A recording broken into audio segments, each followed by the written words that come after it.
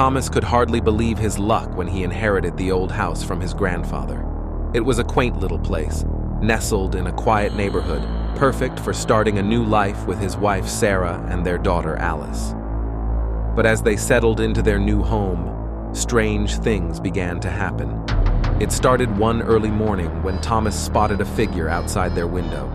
At first he thought it was just a trick of the light, but when he blinked and looked again, he saw the unmistakable outline of a young boy, around 10 years old, with red eyes staring back at him. Thomas felt a shiver run down his spine as he turned to Sarah and Alice, who were also staring wide-eyed at the window. What is that?" Sarah whispered, her voice trembling. Thomas shook his head, unable to find words to explain what they were seeing. The boy outside just stood there, his expression unreadable, his red eyes boring into theirs. After some research about the house, Thomas discovered that the boy used to be a neighbor named Ronnie, who had lived in the house next door until he and his older sister mysteriously disappeared one night. Despite feeling uneasy about the connection between Ronnie and the house, Thomas couldn't shake the feeling that there was more to the story. He tried to communicate with the boy, speaking softly through the window, but Ronnie remained silent, his red eyes never wavering. Later that week, after a long day at work, Thomas returned home. As he exited his car, he felt as if he were being watched. He turned around and froze in horror as he came face to face with Ronnie, the young boy standing behind him with those same piercing red eyes. "Ronnie!" Thomas stammered, his heart pounding in his chest. What? What are you doing here?" But Ronnie just stared back at him, his expression blank and unreadable. Suddenly, Thomas heard a noise coming from inside the house, a low groaning and gargling sound.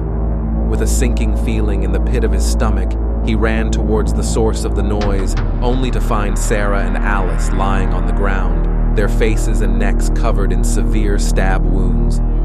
Horrified and panicking, Thomas knelt beside them, his hands shaking as he tried to staunch the bleeding. "Sarah! Alice!" he cried, tears streaming down his face. "Please, wake up!" But there was no response. Sarah and Alice lay motionless on the ground, their eyes staring blankly into the distance.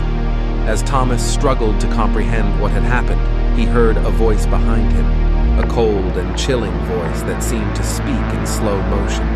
"It wasn't me," the voice said.